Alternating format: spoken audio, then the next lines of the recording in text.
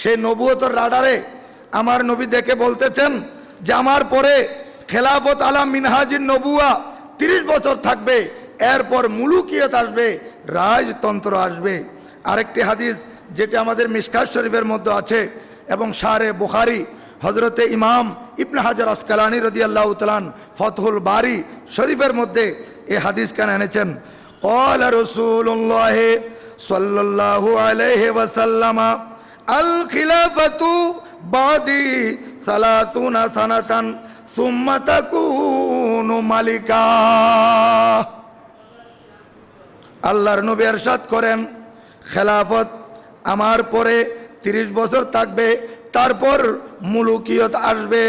তাহলে দেখা গেল এই 30 বছরের দিকে যদি আমরা তাকাই, তখন দেখি আল্লাহর নবীজির ইন্তেকালের পর, নবীজি পর্দা হওয়ার পর হযরত সৈয়দনা আবু বকর সিদ্দিক রাদিয়াল্লাহু তাআলা ইসলামী জাহানের প্রথম এবং প্রধান খলিফা হয়েছেন।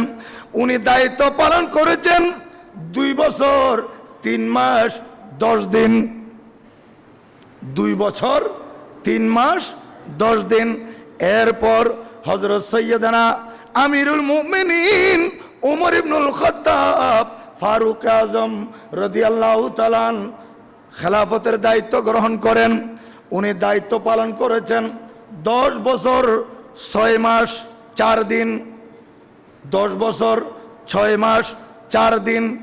এরপর আল্লাহর প্রিয় নবীর প্রাণ প্রিয় সাহাবী হযরতে আমিরুল মুমিনিন ওসমান বিন আফফান যুন্নুরাইন রাদিয়াল্লাহু তাআলা আনহু উনি খেলাফতে বসেছেন। উনি দায়িত্ব পালন করেছেন 11 বছর 11 মাস 28 দিন।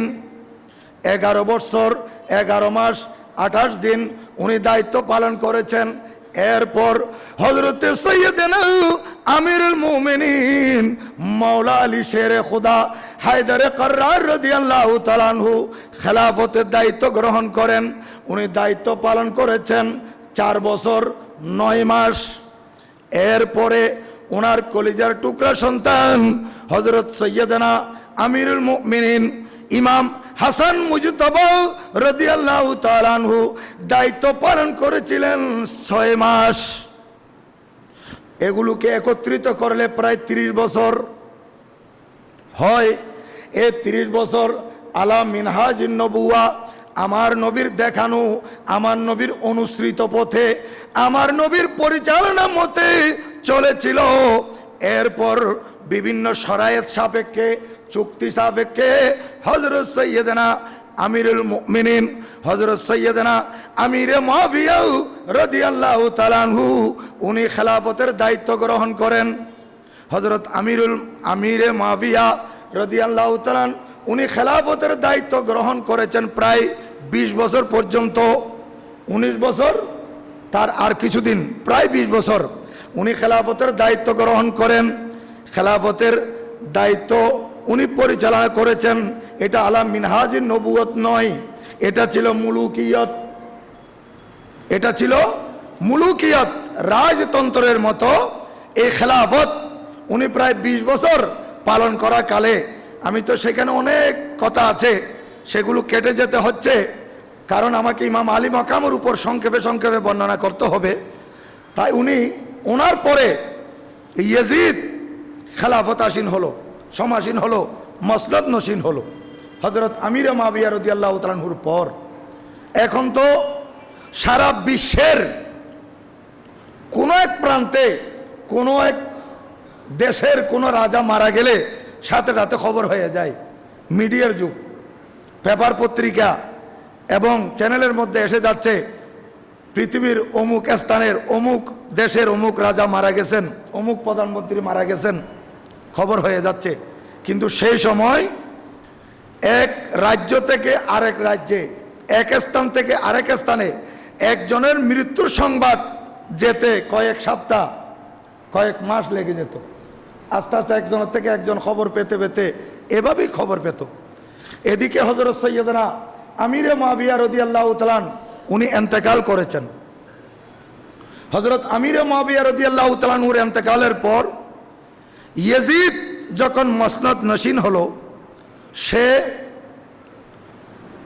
সদস্যদের নিয়ে বসলো তার মন্ত্রিসভার, তারা তাকে পরামর্শ দিল যে এই মুহূর্তে আপনাকে তো সবাই মানবে, কারণ হযরত আমিরে মুআবিয়া রাদিয়াল্লাহু তাআলা আনহুর উনি রাজধানী করেছিলেন দামেস্ককে, যেটা সিরিয়ার মধ্যে রয়েছে, সিরিয়া। কারণ হযরত সৈয়দনা রাসূল করিম সাল্লাল্লাহু আলাইহি ওয়াসাল্লাম আল্লাহর প্যারা মাহবুব মদিনায় পাকে থেকে এই রাষ্ট্র পরিচালনা করেছেন। সিদ্দিক আকবর রাদিয়াল্লাহু তাআলা উনিও মদিনায় পাক থেকে পরিচালনা করেছেন। ফারুক আজম রাদিয়াল্লাহু তাআলা উনিও মদিনায় পাক থেকে রাষ্ট্র পরিচালনা করেছেন। হযরত সৈয়দনা ওসমান গনি জিন্নুরাইন রাদিয়াল্লাহু তাআলা উনিও মদিনায় পাক থেকে রাষ্ট্র পরিচালনা করেছেন।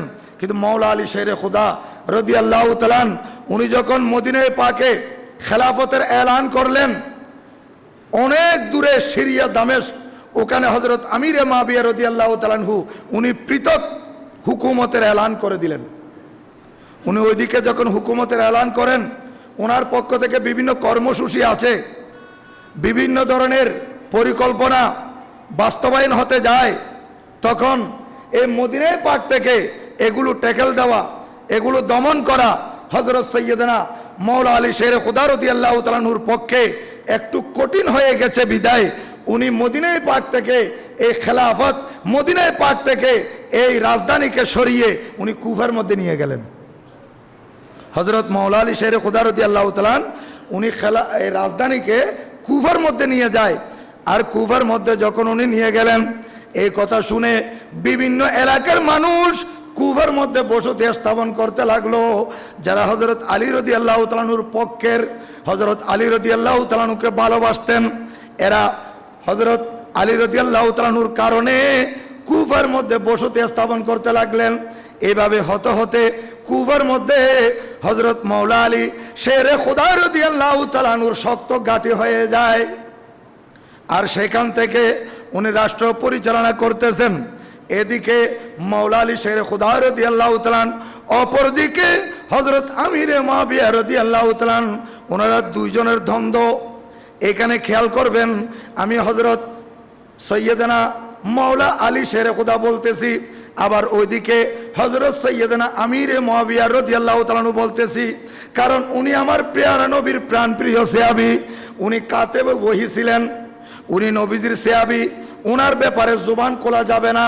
কারণ যদিও মাওলা আলী শেরে খুদার সাথে ওনার দ্বন্দ্ব ছিল, কিন্তু দ্বন্দ্ব থাকলো, দ্বিমত থাকলো, উনি আলিদা হুকুমতের এলান করলো, উনি মাওলা আলী শেরে খুদার বিরুদ্ধে যুদ্ধ ঘোষণা করলো, ওনার বিরুদ্ধে আমরা কিছু বলতে পারবো না। যেহেতু আহলে সুন্নাত ওয়াল জামাতের ইমামগণের মত, আইম্মায়ে আহলে সুন্নতের মত হচ্ছে এইখানে হযরত সৈয়দনা আমিরে মুআবিয়া রাদিয়াল্লাহু তাআলা উনি যদি বা ভুল করে থাকেন, এটাকে খতায়ে ইজতিহাদি বলা হয়েছে। ইজতিহাদি খতা অর্থাৎ যারা মুস্তাহিদ, এই মুস্তাহিদগণ যদি ওনাদের ইজতিহাদের মধ্যে সঠিক সিদ্ধান্ত উপনীত হন, তাহলে এখানে দ্বিগুণ সওয়াব পাওয়া যায়। বড় করে বলুন সুবহানাল্লাহ। আর কোন মুস্তাহিদ উনি ইজতিহাদ করতে গিয়ে, গবেষণা করতে গিয়ে সে ইজতিহাদের মধ্যে যদি উনি ভুলে থাকেন, তখন আল্লাহর পক্ষ থেকে একটা সওয়াব দেওয়া হয়। তো হযরত আমির মুআবিয়া রাদিয়াল্লাহু তাআলা মুস্তাহিদ ছিলেন, ওনার পক্ষে ভুল হলো, কিন্তু আমরা সেখানে খামোশ থাকতে হবে, কিছু বলতে পারবো না। হযরত সৈয়দনা আমির মুআবিয়া রাদিয়াল্লাহু তাআলা এবং হযরত সৈয়দনা মাওলা আলী শেরে খুদা রাদিয়াল্লাহু তাআলা এই দ্বন্দ্বের কারণে জঙ্গে জমল এবং জঙ্গে সিফিন, জমলের যুদ্ধ, সিফিনের যুদ্ধের মতো ছোট বড় যুদ্ধ সংগঠিত হয়েছে আপসের মধ্যে, আপনের মধ্যে। তখন আস্তে আস্তে বিভিন্ন দল দেখা যাচ্ছে, বিভিন্ন দল বের হচ্ছে। হযরত মাওলা আলী শেরে খুদার জমানায় এই দ্বন্দ্বের কারণে একটি দল হযরত সৈয়দনা মাওলা আলী শেরে খুদা রাদিয়াল্লাহু তাআলার পক্ষে, যাদেরকে শিয়ানে আলী বলা হয়, তারা খুব সঠিক ছিল। হযরত আলী রাদিয়াল্লাহু তাআলার পক্ষের দল শিয়ানে আলী। এখনকার যে শিয়া আছে, এই শিয়া ওই শিয়া নয়। যারা মাওলা আলী শেরে খুদা রাদিয়াল্লাহু তাআলার সাথে যে শিয়াগুলো ছিলেন, যাদেরকে শিয়ানে আলী বলা হয়েছে, ওনারা সত্যের উপর ছিলেন, হকের উপর ছিলেন। ওনারা মাওলা আলী শেরে খুদার সে খেলাফত মেনে ওনার পক্ষে কর্মসূচিগুলো বাস্তবায়ন করতেন। কিন্তু পরবর্তীতে যে শিয়া বলা হচ্ছে এরা হকের উপর নাই, যেহেতু এরা মাওলা আলী শেরে খুদা রাদিয়াল্লাহু তাআলা এবং পাক পর্যটনের প্রতি অতিভক্তি দেখাতে গিয়ে রসুল পাকের সাহাবী এবং ইসলামী জগতের প্রথম খলিফা এবং দ্বিতীয় খলিফা হযরত আবু বকর সিদ্দিক রাদিয়াল্লাহু তাআলা এবং হযরত উমর ইবনুল খাত্তাব রাদিয়াল্লাহু তাআলা হুকে তারা মন্দ কথা বলে এখনকার গুলো, এই জন্য তারা হকের উপর নাই, ওগুলো হকের উপর ছিল। যাই হোক, এখন শিয়ানে আলী এরা হযরত সৈয়দনা মাওলা আলী শেরে খুদা রাদিয়াল্লাহু তাআলার সাথে একটা দল, আর একটা দল দেখা গেল এরা হচ্ছে হযরত সৈয়দনা আমিরে মুআবিয়া রাদিয়াল্লাহু তাআলার পক্ষে। উনিও যখন আলীদা খেলাফত ঘোষণা করেছেন, ওনার পক্ষে তো অবশ্যই একটা দল থাকবে। একটা দল ওনার হয়ে গেল, দুই দল, একটা মাওলা আলী শেরে খুদার পক্ষে আর একটা হযরত আমিরে মুআবিয়া রাদিয়াল্লাহু তাআলার পক্ষে। আবার আরেকটা দল বের হলো, এরা বলতে লাগলো কোরআন শরীফ হাতে নিয়ে ইনিল হুকমু ইল্লা লিল্লাহ, ইনিল হুকমু ইল্লা লিল্লাহ, আল্লাহর কোরআনের আয়াত তেলাওয়াত করে তারা বলতেছে আল্লাহর আইন চাই, আল্লাহর হুকুম মানবো, আল্লাহর আইন মানবো, এই কথা বলে তারা একটা দল বেরিয়ে গেল। এরা হযরত আলী রাদিয়াল্লাহু তাআলার বিরুদ্ধে, হযরত আমিরে মুআবিয়া রাদিয়াল্লাহু তাআলার বিরুদ্ধে, উভয়ের বিরুদ্ধে তারা একটা দল হয়ে গেল। এদের নাম হচ্ছে খারেজি। এই খারেজি এরা নামাজের মধ্যে বড় পাক্কা ছিল, কিতাবের মধ্যে আসতেছে রোজার মধ্যে বড় পাকা ছিল, কোরআন তেলাওয়াত খুব সুন্দর করত, তসবিহ তাহলিল যাকাত দেওয়ার মধ্যে তারা এগিয়ে থাকতো, কিন্তু এদের অন্তর বড় খারাপ ছিল। এরা এত বড় মারাত্মক খারেজিরা, এরা মাওলা আলী শেরে খুদা রাদিয়াল্লাহু তাআলার বিরুদ্ধে, এরা হযরত আমিরে মুআবিয়া রাদিয়াল্লাহু তাআলার বিরুদ্ধে তৃতীয় একটা দল, বাতিল ফেরকা খারেজি সম্প্রদায়। এটা হলো আরেকটা দল। এরা সে যুগে আমার নবীর যত সাহাবায়ে কেরাম ছিলেন অধিকাংশ সাহাবী হযরত সৈয়দনা মাওলা আলী শেরে খুদা রাদিয়াল্লাহু তাআলার খেলাফতকে মেনে নিয়েছেন এবং হযরত আমিরে মুআবিয়া রাদিয়াল্লাহু তাআলার ব্যাপারে খামোশ থাকতেন। একটা দল, এই চারটি দল তখন দেখা গিয়েছে। যাই হোক, এর পরবর্তীতে আস্তে আস্তে হযরত আমিরে মুআবিয়া রাদিয়াল্লাহু তাআলার খেলাফত আমল গেল। ইয়াজিদ তখ্তনশীন হয়ে সাথে সাথে পরামর্শ সভার মধ্যে পরামর্শ আসলো যে তিন ব্যক্তি, এই তিন ব্যক্তিকে যদি আপনি বায়াত গ্রহণ করাতে না পারেন তাহলে তিন ব্যক্তি তিন জায়গায় আলাদা খেলাফতের এলান করে দিবে, আলাদা হুকুমত, পৃথক পৃথক নিজেকে খলিফা দাবি করে হুকুমতের এলান করে দিবে, এদেরকে আপনি কাবু করেন। তখন পরামর্শ সভার মধ্যে আসলো কারা কারা। তখন ইয়াজিদের সামনে পরামর্শ দেওয়া হলো, প্রথম নম্বর হচ্ছে হযরত সৈয়দনা ইমাম হুসাইন বিন আলী রাদিয়াল্লাহু তাআলা আনহুমা। আচ্ছা, দ্বিতীয় জন বলা হচ্ছে, দ্বিতীয় জন হচ্ছে হযরত সৈয়দনা আব্দুল্লাহ ইবনে ওমর রাদিয়াল্লাহু তাআলা আনহুমা। তৃতীয় জন হযরত সৈয়দনা আব্দুল্লাহ বিন জুবায়ের রাদিয়াল্লাহু তাআলা আনহুমা। এই তিনজন, ওনারা তিনজনেই মদিনায় পাকে ছিলেন তখন। এখন ইয়াজিদ তাড়াহুড়া করে মদিনা শরীফের যিনি গভর্নর ছিলেন উনি আওলাদ রসুলের মহব্বতের ছিলেন, আমার নবী প্রেমিক ছিলেন এবং খুব শান্ত স্বভাব, কোমল স্বভাবের লোক ছিলেন, নরম মেজাজ। ওনার কাছে চিঠি আসলো যে হযরত সৈয়দনা আমিরে মুআবিয়া রাদিয়াল্লাহু তাআলা আনহু ইন্তেকাল করেছেন, ইন্না লিল্লাহি ওয়া ইন্না ইলাইহি রাজিউন।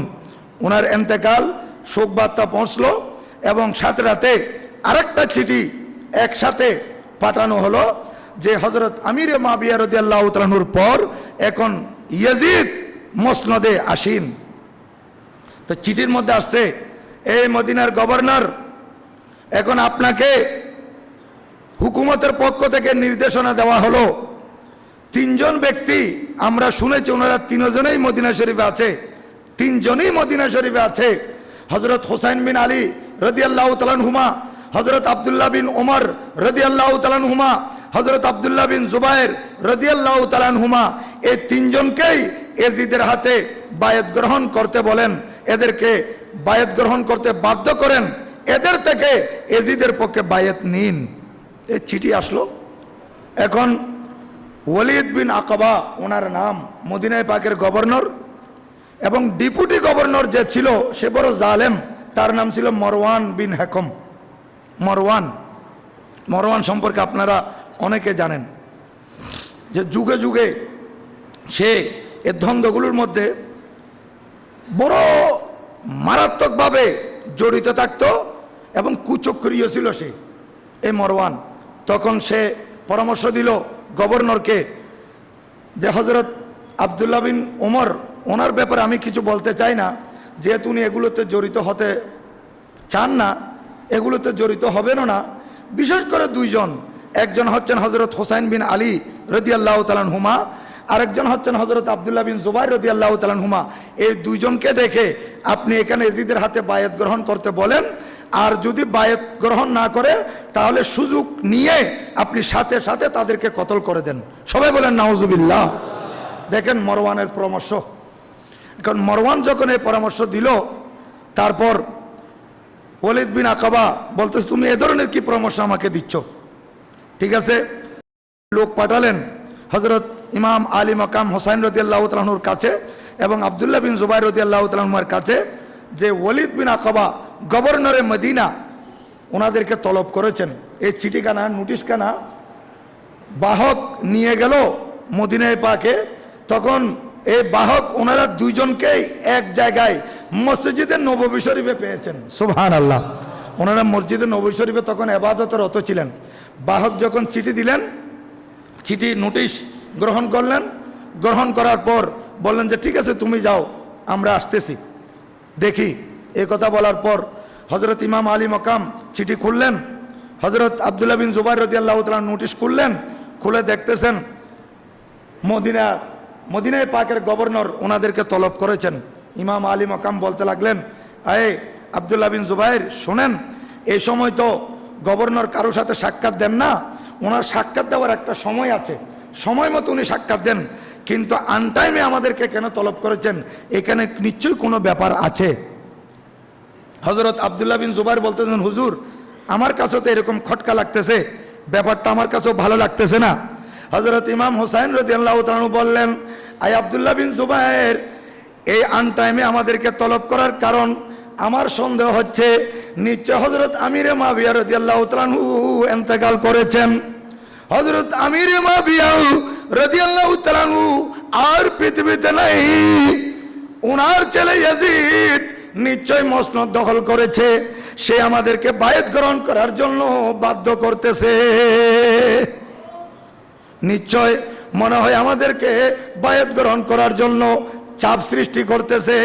এই কথা বলার সাথে সাথে হযরত আব্দুল্লাহ বিন জুবাইর বললেন, হুজুর আমারও তো একই মত, এটা আমারও আইডিয়ায় আসছে। হুজুর আমারও খেয়ালের মধ্যে এসেছে, আমিরে মাবিয়া ইন্তেকাল করেছেন, ইয়াজিদ মসনদ দখল করেছে, আমাদেরকে বায়াত গ্রহণ করার জন্য বাধ্য করবে।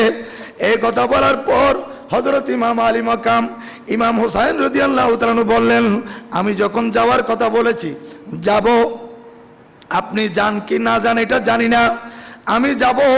হযরত ইমাম আলী মাকাম ঘরে আসলেন, মদিনা শরীফের ওনার মুহব্বতের কিছু যুবকদেরকে নিয়ে পরামর্শ করলেন এবং তাদেরকে বললেন, আমি মদিনা শরীফের গভর্নর ওয়ালিদ বিন উকবার সাথে দেখা করব।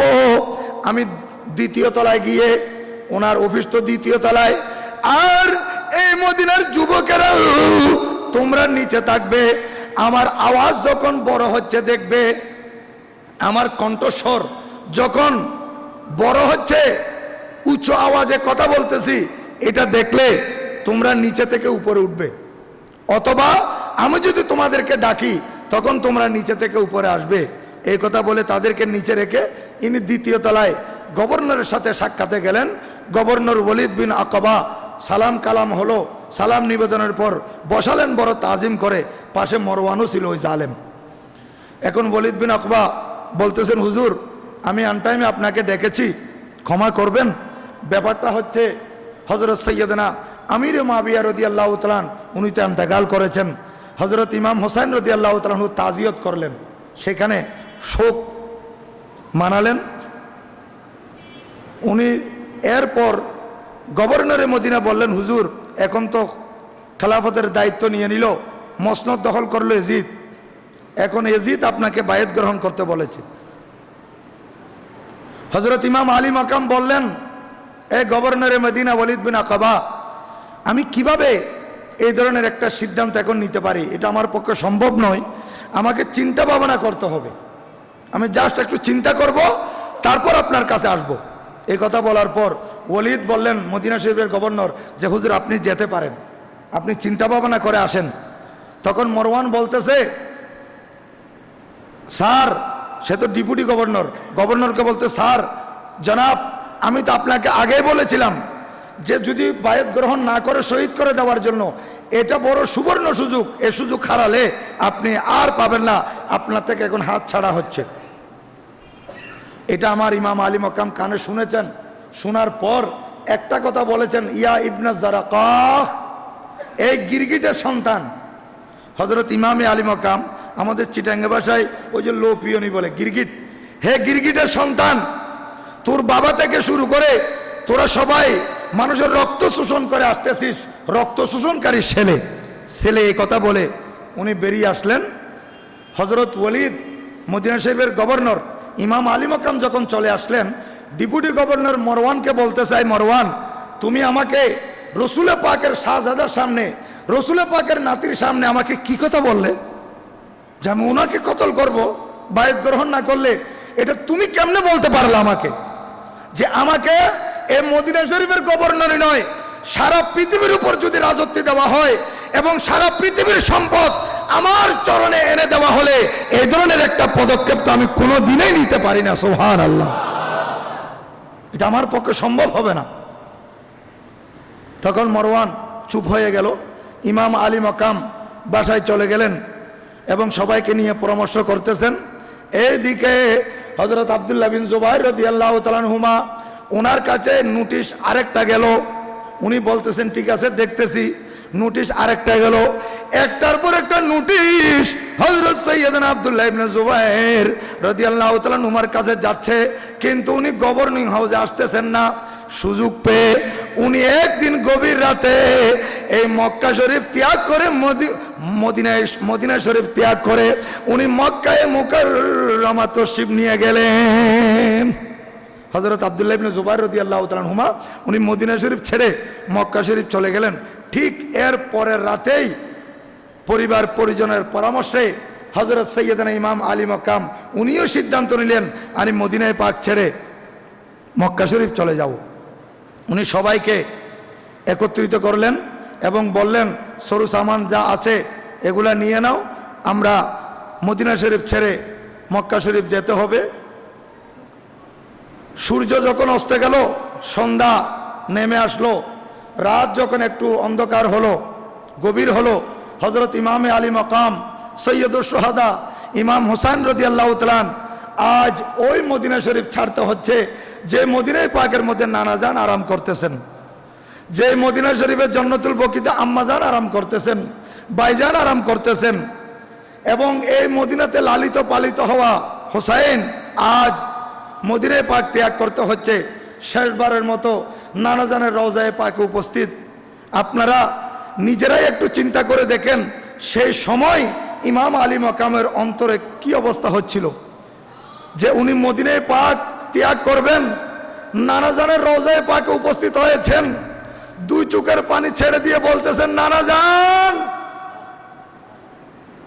আপনার হুসাইন, যে হুসাইনকে আপনি পিঠে তুলেছেন, যে হুসাইনকে আপনি রান মুবারকে বসিয়েছেন, যে হুসাইনের তৃষ্ণা নিবারণ করার জন্য আপনার জিহ্বা মুবারক হুসাইনের মুখে ঢেলে দিয়েছেন, সেই আপনার হুসাইন, যে হুসাইন নামাজের অবস্থায় আপনার ঘাড় মুবারকে উঠলে আপনি সিজদাকে লম্বা করে দিতেন, সে হুসাইন, যে হুসাইনের একটু ক্রন্দন আপনি সহ্য করতে পারতেন না নানা জান, আপনার সে হুসাইন আপনার দরবারে এসেছে শেষ বিদায়ের জন্য। হুসাইন আজ মদিনায় পাক ত্যাগ করবে। এই কথা বলতে বলতে আমার ইমাম আলী মাকাম এক পর্যায়ে বেহুশ হয়ে মাটিতে লুটিয়ে পড়লেন, বেহুশ হয়ে গেলেন। ইতিমধ্যে ইমাম আলী মাকাম দেখতেছেন আল্লাহর পেয়ারা মাহবুব সাল্লাল্লাহু আলাইহি ওয়াসাল্লাম রওজায়ে পাক থেকে উঠে ইমাম হুসাইনকে কোলে তুলে নিলেন এবং বলতেছেন, হুসাইন তুমি চলে যাচ্ছ, আমি তোমার জন্য দোয়া করতেছি। অনেক মুসিবতের সম্মুখীন তোমাকে হতে হবে, ধৈর্য ধারণ করতে হবে, তোমাকে ধৈর্যের পাহাড় হতে হবে। হুসাইন, আমি নানাজান তোমার জন্য দোয়া করতেছি, আল্লাহুম্মা আতিল হুসাইনা সাবরাও ওয়া আজরা। আয় আল্লাহ, আমার হুসাইনকে তুমি ধৈর্য ধারণ করার শক্তি দাও এবং আমার হুসাইনকে এই ধৈর্যের বিনিময়ে তুমি উত্তম বদলা দান করো। নবীজি দোয়া করে দিলেন। ইমামে আলী মাকাম নানাজানের রওজায়ে পাক থেকে উঠে মার রওজায়ে পাকে চলে গেলেন জান্নাতুল বকির মধ্যে। সেখানে দীর্ঘক্ষণ কান্নাকাটি করেছেন। ভাইজানের রওজায়ে পাকে গেলেন। ভাইজান, আপনার ছোট ভাই হোসাইন, যে হোসাইন একসাথে খেলাধুলা করার সময় আপনার পক্ষে হযরত সৈয়দনা জিবরিল আমিন আসলে আমার পক্ষে নানাজান হতেন। সুবহানাল্লাহ। কারণ আপনারা জানেন হযরত ইমাম হাসান এবং ইমাম হোসাইন ছোটবেলা দুই ভাই, মাত্র 1 বছরও নয়, আরো কমের ব্যবধান। এই ধরনের ঘরে দুই সন্তান থাকলে এক সন্তান আরেক সন্তান খেলাধুলা করে, অনেক সময় মারামারি করে, কুস্তি ধরে, একজন আরেকজনকে ফেলে দেয়, আনন্দ পায় এই ছোট্ট ছোট্ট ছেলে। অনুরূপভাবে আমার প্যারা নবীর এই দুই শাহজাদা এক সময় এই ছোটবেলা খেলাধুলা করতেছেন। নবীজি তাকিয়ে আছেন, মা ফাতেমা জাহরা আল্লাহর নবীর পাশে। এখন নবীজি দেখতে দেখতে দেখতে দেখতে এক পর্যায়ে দেখা যাচ্ছে আল্লাহর নবী বড় শাহজাদা হযরত সৈয়দনা ইমাম হাসান রাদিয়াল্লাহু তাআলা আনহুকে বলতেছেন, আয় হাসান, তুমি এইভাবে ধরো, হাসান তুমি এইভাবে ধরো। আমার নবী কৌশল শিখিয়ে দিচ্ছেন। হযরত খাতুনে জান্নাত মা ফাতেমা জাহরা রাদিয়াল্লাহু তাআলা আনহা বলতে লাগলেন, আব্বাজান, আপনি বড়জনের পক্ষে নিলেন এবং বড়জনকে কৌশল শিখিয়ে দিচ্ছেন। এই আমার বেটা হাসান বড়জন, এই মুহূর্তে হোসাইনকে তো ফেলে দিবে, হোসাইন কষ্ট পাবে। আল্লাহর নবী বলতেছেন, এই ফাতেমা, তুমি দেখছো না আমি এতক্ষণ পর্যন্ত নীরব ছিলাম, তুমি তো কি করছে দেখতে পাচ্ছ না? আমি দেখতেছি। আমি নীরব ছিলাম যখন দুইজন একাকী ছিল, যখন দুইজন নিজ নিজ কৌশলে লড়তেছিল, কুস্তি খেলতেছিল, তো একজন আরেকজনকে আরেকজন করতেছিল। আমি নবী নীরব ছিলাম। হঠাৎ করে দেখতেছি হযরত সাইয়্যিদানা ফেরেশতা জগতের সম্রাট রাইসুল মালায়েকা হযরত জিবরিল আমিন আসলেন এবং ওই জিবরিল আমিন এসে কিছুক্ষণ দুইজনের কৌশল দেখে হযরত ইমামে হোসাইনকে কৌশল শিখিয়ে দিচ্ছে। হযরত সৈয়দনা জিবরিল আমিন এসে হযরত ইমাম হোসাইনকে কৌশল শিখিয়ে দিচ্ছে। এখন হোসাইনকে যখন জিবরিল আমিন কৌশল শিখিয়ে দিচ্ছে, আমি বড়জনের পক্ষে চলে গেলাম। বড় করে বলুন সুবহানাল্লাহ। তখন এই কথা ইমাম হোসাইন বলতেছেন, ভাইজান, আপনার সাথে আমি যখন খেলাধুলা করতাম, একজনের পক্ষে সৈয়দনা জিবরিল আমিন আসলে আরেকজনের পক্ষে তো নানাজান চলে যেতেন এবং দুজনকে নানাজান ডানের উপর উঠাতেন। আজকে ভাইজান, আপনার ছোট ভাই হোসাইন এই মদিনায় পাক ত্যাগ করতে হচ্ছে। এই কথা বলে অনেকক্ষণ ক্রন্দন করে ইমাম আলী মাকাম সৈয়দুল শুহাদা হযরত ইমাম হোসাইন রাদিয়াল্লাহু তাআলা আনহু সবাইকে একত্রিত করে এই মদিনায় পাক ছেড়ে গভীর রাত উনি চলে যাচ্ছেন মক্কা শরীফের দিকে। আর এখানে যাওয়ার আগে ওনার আরেক ভাই হযরত মুহাম্মদ বিন হানাফিয়া ওনাকে বলতেছেন, ভাইজান, আপনি গেলে কোনো মূল শহরের মধ্যে থাকবেন না, মক্কা শরীফের মেন টাউনে আপনি থাকবেন না, অন্য কোথাও মূল শহরের মধ্যে আপনি থাকবেন না, আপনি হয়তো কোনো গ্রামে চলে যাবেন, কোনো অথবা জঙ্গলে চলে এক জায়গা থেকে এক জায়গা, এক জায়গা থেকে এক জায়গা স্থান পরিবর্তন করে করে আপনি থাকবেন। এই পরামর্শখানা দিলেন হযরত ইমাম আলী মাকামকে হযরত মুহাম্মদ বিন হানাফিয়া। সংক্ষেপে বললাম, হযরত সৈয়দনা ইমাম আলী মাকাম এই ছোট্ট কাফেলা নিয়ে গভীর রাত মদিনায় পাক ত্যাগ করে মক্কা শরীফে চলে গেলেন। ওনারও মক্কা মুকাররমা আসার খবর শুনে হযরত আব্দুল্লাহ ইবনে জুবাইর রাদিয়াল্লাহু তাআলা উনি তো সেইখানে ছিলেন, উনি খুশি হয়ে গেলেন যে হুজুর আপনি চলে আসছেন, এখানে থাকেন, এখানে ভালো হবে। উনি মক্কায় মুকাররমা থাকতেছেন। আর ইমাম আলী মাকাম মক্কা শরীফ এসেছেন, এই খবর কুফাবাসীরা পেয়েছে, এই খবর কুফাবাসীরা পেয়েছে। এই কুফাবাসীরা খবর পেয়ে তারা বৈঠক করে ইমামকে ডাকার জন্য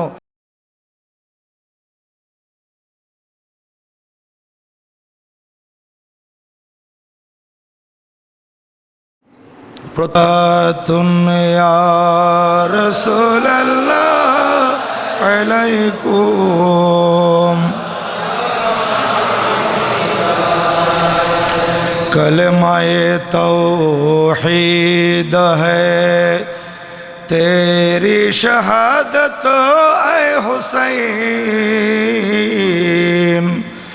तू न होता तू न रह जाती सदाकत ऐ हुसैन, सलातुन या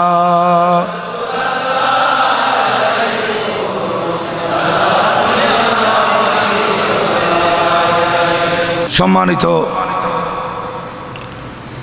মুসল্লিয়ানে কেরাম, বিগত জুমায় আমি আপনাদের খেদমতে ইমাম আলী মাকাম সৈয়দুশ শুহাদা শহীদে দস্তে কারবালা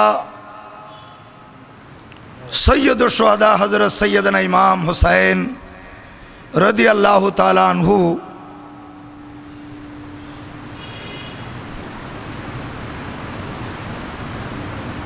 মদিনায়ে তয়্যিবা থেকে মক্কায়ে মুকাররমা তশরিফ আনয়ন করা পর্যন্ত বয়ান করেছিলাম। এর পরপরেই ধারাবাহিক সেখান থেকে বয়ান করার এলান গত জুমায় করেছিলাম, তাই সেদিকে বয়ান হবে। কিন্তু এর আগে একটি কথা আপনাদের খেদমতে আরজ করতে চাই যে আজ হিজরি নববর্ষ 1435 এর প্রথম মাস চন্দ্রমাস মুহররমুল হারাম। এই মুহররমুল হারামের দ্বিতীয় জুমা আজ এবং 10 তারিখ। আজ 10ই মুহররমুল হারাম, শুক্রবার, জুমাবার। এই মুহররমুল হারামের 10 তারিখ মুসলমানদের উপর এক সময় রোজা ফরজ ছিল, যখন মাহে রমজানুল মুবারকের 30 রোজার ফরজিয়ত আসে নাই। এবং এর আগে মুসা আলাইহিস সালামের শরীয়তে মুসা আলাইহিস সালামের উম্মতেরা এই রোজা পালন করে আসতো। আমাদের প্রিয় নবী সাল্লাল্লাহু আলাইহি ওয়াসাল্লামা মক্কা শরীফ ত্যাগ করে মদিনায়ে তয়্যিবায় যখন তশরিফ নিয়ে আসেন, তখন ইহুদিদেরকে দেখলেন তারা আশুরার রোজা রাখে, মুহররমুল হারামের 10 তারিখ রোজা রাখে। আমার নবী জিজ্ঞাসা করলেন, এটা কেন তোমরা রাখো? বলে, এই দিন আমাদেরকে আল্লাহ পাক সুবহানাহু ওয়া তাআলা নীল নদকে মাঝখানে দুভাগ করে প্রাচীরের মতো দাঁড় করায় দিয়ে রাস্তা করে দিয়েছিলেন এপার থেকে ওপারে যাওয়ার জন্যে। আমরা নীল নদের মাঝখানে সে রাস্তা দিয়ে পার হয়েছিলাম, আর ফেরৌন তথা ফেরৌনিরা ডুবে মরেছিল। সেই শুকরিয়া আদার্থে আমরা রোজা পালন করি। নবীজি বললেন, নাহনু আহাক্কু বে মুসা মিনকুম, আমি তোমাদের থেকে মুসা আলাইহিস সালামের ব্যাপারে মুসা আলাইহিস সালামের কাছে বেশি হকদার। তো নবীজি নির্দেশ দিলেন, হে আমার সাহাবা একরাম, তোমরাও রোজা রাখো, আমিও 10 তারিখ রোজা রাখবো। কিন্তু 10 তারিখ ইহুদিরা যেহেতু রোজা রাখে, এই জন্য ইহুদিদের সাথে আমাদের সাথে হাদিসে পাক আছে, খালেফুল ইয়াহুদা ওয়ান নাসারা, ইহুদি নাসারা যা করে তোমরা সেগুলো করবে না, এর বিপরীত করবে। এই জন্য নবীজি বললেন 9 তারিখ এবং 10 তারিখ, 9 এবং 10 দুটা রোজা যেটা আমরা পালন করে থাকি। কিন্তু বড় দুঃখের বিষয়, বিভিন্ন চ্যানেলে, বিশেষ করে এটিএন বাংলায় গতকালও যে ধরনের বক্তব্য মৌলবী সেজে সেখানে বসে রেখেছে, ইমানদার মুসলমান কোনোদিন সহ্য করতে পারবে না যে এই 1435 হিজরিতে আজ এজিদিরা বিভিন্ন চ্যানেলে বসে আছে। এজিদিরা আজকে ইমাম আলী মাকামের স্মরণে সারা বিশ্বে আলোচনা চলতেছে, মাহফিল চলতেছে, সেমিনার হচ্ছে, এটা তাদের সহ্য হচ্ছে না।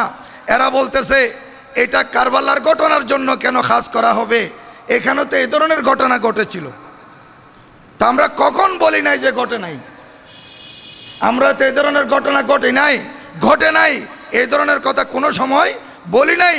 বরং আপনাদের জুমার খুতবাতে গত জুমায় ধারাবাহিক এই যে আল্লামা ইবনে নবাতা আলাইহির রহমার খুতবা, যে সারা বিশ্বের মধ্যে স্বীকৃতিপ্রাপ্ত একটা খুতবা, আমার মনে ওয়ার্ল্ডে যত মসজিদ আছে 3 ভাগ মসজিদে খুতবা পাঠ করা হয় সারা বিশ্বে। এই খুতবার দ্বিতীয় খুতবার মধ্যে মুহররমুল হারামের আছে। এই জুমাতে এই 10 তারিখ কি ঘটেছিল তিনি লিখতেছেন যে সর্বপ্রথম আল্লাহ পাক দুনিয়া সৃষ্টি করেছেন মুহররমুল হারামের 10 তারিখ, এবং আদম আলাইহিস সালামকে সৃষ্টি করেছেন। এদিন জমিনের মধ্যে সর্বপ্রথম বৃষ্টির ফোঁটা এসেছিল মুহররমুল হারামের 10 তারিখ। জমিনের মধ্যে আল্লাহর রহমত নাজেল হয়েছিল সর্বপ্রথম মুহররমুল হারামের 10 তারিখ। হযরত সৈয়দনা জিবরিল আলাইহিস সালাম সর্বপ্রথম জমিনে আসেন মুহররমুল হারামের 10 তারিখ। আদম আলাইহিস সালামের দোয়া কবুল হয় মুহররমুল হারামের 10 তারিখ। হযরত সৈয়দনা নূহ আলাইহিস সালামের কিস্তি 40 দিন বা 6 মাস পর্যন্ত পানিতে ভাসমান থাকার পর যেদিন জুদি পাহাড়ের সাথে গিয়ে লাগে, দিন ছিল মুহররমুল হারামের 10 তারিখ। হযরত সৈয়দনা আইয়ুব আলাইহিস সালাতু ওয়াস সালাম সর্বাঙ্গে কীড়া পড়েছিল, আল্লাহ পাক ওনাকে পরীক্ষা করেছিলেন নবী হিসেবে। এই নবী পরীক্ষায় শত নম্বর নিয়ে পাশ করেছেন। 18 বছরের মধ্যে একটা কীড়া শরীর থেকে মাটিতে পড়লে সেইটাও গায়ে উঠে দিতেন। এত কষ্ট সহ্য করেছিলেন, তারপরও জিহ্বাতে পর্যন্ত কীড়া ছিল, পোকা ছিল, এরা কামড়াতো। হযরত সৈয়দনা আইয়ুব আলাইহিস সালাম কোনো সময় মুখে তো শিকায়ত করেন নাই, অন্তরেও কোনো শিকায়ত ছিল না। এই 18 বছর পর যেদিন হযরত সৈয়দনা আইয়ুব আলাইহিস সালামকে আল্লাহ পাক পরিপূর্ণ আরোগ্য করেছিলেন, সম্পূর্ণরূপে সেবা দিয়েছিলেন, দিন ছিল মুহররমুল হারামের 10 তারিখ। হযরত সৈয়দনা ইব্রাহিম আলাইহিস সালামকে আগুনে নিক্ষেপ করেছিল নমরুদ তথা নমরুদিরা। এই আগুন আল্লাহর হুকুমে চতুর্দিকে জ্বলছিল, আর ইব্রাহিম আলাইহিস সালাম যেখানে ছিলেন তার আশেপাশে ফুলের বাগানে পরিণত হয়েছে। এবং আল্লাহ বললেন ইয়া নারু, আগুনকে নির্দেশ দিয়েছেন, ইয়া নারু, হে আগুন, কুনি বরদান, তুমি ঠান্ডা হয়ে যাও, শীতল হয়ে যাও। এমন হয়েছিল নাতিশীতোষ্ণ, নয় গরম নয় ঠান্ডা, এয়ার কুলারের মতো, এয়ার কন্ডিশনের মতো হয়েছিল। সেখানে থাকার পর যেদিন আগুন থেকে বেরিয়ে এসেছিলেন, দিন ছিল মুহররমুল হারামের 10 তারিখ। হযরত সৈয়দনা ইউনুস আলাইহিস সালাতু ওয়াস সালাম যখন মাছের পেটে গেলেন, তাফসীরের মধ্যে আসতেছে ওই মাছকে আরেকটা এর চাইতে আরো বড় মাছ খেয়েছিল, এবং ওই 2 মাছকে আরেকটা বড় মাছ খেয়েছিল। এভাবে 3টা মাছের পেটের ভিতর হযরত সৈয়দনা ইউনুস আলাইহিস সালাম থাকার পর যেদিন উনি মাছের পেট থেকে বেরিয়ে এসেছিলেন, দিন ছিল মুহররমুল হারামের 10 তারিখ। হযরত সৈয়দনা মুসা কালিমুল্লাহ আলাইহিস সালাম যেদিন সর্বপ্রথম আল্লাহর সাথে কথা আরম্ভ করেন, কথোপকথন শুরু করেন, দিন ছিল মুহররমুল হারামের 10 তারিখ। এবং মুসা আলাইহিস সালামের উপর তৌরাত শরীফ নাযিল হয়েছিল। সর্বপ্রথম যে খণ্ডটি এভাবে মুহররমুল হারামের 10 তারিখ হযরত সাইয়্যিদানা মুসা কালিমুল্লাহ আলাইহিস সালামকে এবং ওনার অনুসারীদেরকে হযরত সাইয়্যিদানা মুসা আলাইহিস সালামের উম্মতদেরকে ফেরাউন তথা ফেরাউনিরা যখন দৌড়াচ্ছিল, দৌড়াতে দৌড়াতে সাগরের পারে নিয়ে গিয়েছে। তারা মনে করেছিল এরপর পার হওয়ার আর কোনো জায়গা নাই, হয়তো আমরা তাদের সাথে মোকাবেলা করে তাদেরকে শেষ করে দেব, নতুবা পানিতে ডুবে মরবে। আর সেই জায়গায় আমার আল্লাহ ওই নীল নদকে রাস্তা করে দিলেন এদের জন্য। ওনারা পার হয়ে গিয়েছিলেন আর ফেরাউনিরা ডুবে মরেছিল। দিন ছিল মুহররমুল হারামের 10 তারিখ। এবং হযরত সাইয়্যিদানা সুলাইমান আলাইহিস সালাতু ওয়াস সালামের আবার সেই মুলক, সেই রাজ্য, সেই রাজত্বে আল্লাহ পাক দ্বিতীয়বার যখন ওনাকে ফেরত দেন, অনেক লম্বা ঘটনা, ইনশাল্লাহ যদি সুযোগ হয় মাঝখানে বলবো কোনো সময়। এখানে হযরত সাইয়্যিদানা সুলাইমান আলাইহিস সালাম দ্বিতীয়বার যখন ওই মুলক ওনার হাতে আসে, ক্ষমতা ফেরত পান, সে দিন ছিল মুহররমুল হারামের 10 তারিখ। হযরত সাইয়্যিদানা হযরত সাইয়্যিদানা দাউদ আলাইহিস সালাম, ওনার দোয়া আল্লাহর দরবারে কবুল হয়। মুহররমুল হারামের দিন ছিল 10 তারিখ। হযরত সাইয়্যিদানা ঈসা আলাইহিস সালাম যখন ওনাকে সিদ্ধান্ত নিয়েছে শুলিতে দিবে, হযরত সাইয়্যিদানা ঈসা আলাইহিস সালাতু ওয়াস সালামের মতো অবিকল তাদের একজনকে করে দিয়ে আল্লাহ পাক সুবহানাহু ওয়া তাআলা হযরত সাইয়্যিদানা ঈসা আলাইহিস সালামকে আসমানে উঠাইয়ে নিয়েছিলেন। দিন ছিল মুহররমুল হারামের 10 তারিখ। এইভাবে অনেক ঘটনা ঘটেছে। পরিশেষে হযরত সাইয়্যিদানা ইমাম আলী মাকাম সৈয়দুশ শুহাদা ইমাম হোসাইন রাদিয়াল্লাহু তাআলা আনহুর এই ঘটনা সপরিবারে দুধের মাসুম বাচ্চা সহকারে ময়দানে কারবালায় শাহাদত বরণ করা, এটার আমি কি দৃষ্টান্ত দেব, কি উপমা দেব? এতক্ষণ পর্যন্ত যতগুলো ঘটনার কথা বলেছিলাম, এ প্রত্যেকটা ঘটনা এগুলো আমাদের কাছে আছে। যেমন আকাশের মধ্যে তারকা আছে, আকাশের মধ্যে যেমন তারকা মিটমিট করে জ্বলে, রাত্রিবেলা দেখা যায় যখন সূর্য লুকিয়ে যায়। আর বিজ্ঞান বলতেছে দিনের বেলা এই নক্ষত্রগুলো আছে, এগুলা লুপ পায় না, লুকিয়ে যায় না। নক্ষত্রগুলো আছে কিন্তু সূর্যের আলোর সামনে এগুলো দেখা যায় না। সূর্যের আলোর কারণে, সূর্যের কিরণে এগুলো দেখা যায় না, কিন্তু আকাশে আছে।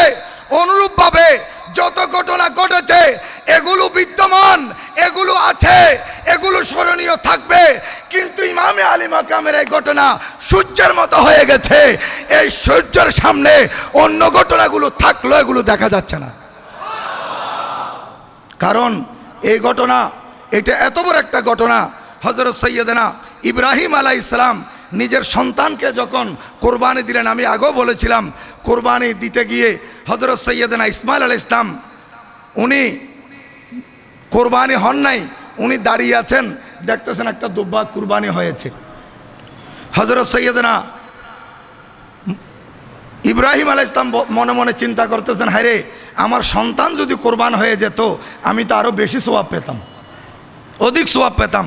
তখন আল্লাহ পাক সুবহানাহু ওয়া তাআলা ওহী নাযিল করলেন, আই ইব্রাহিম আলাইহিস সালাম, আমার সৃষ্টির মধ্যে আপনি কাকে ভালোবাসেন? তখন হযরত সাইয়্যিদানা ইব্রাহিম আলাইহিস সালাতু ওয়াস সালাম উত্তর দিয়েছিলেন, খুদাওয়ান্দ কুদ্দুস ইলাল আলামিন, আপনার সৃষ্টির মধ্যে আমি সবচাইতে আপনার প্রিয় মাহবুবকে ভালোবাসি।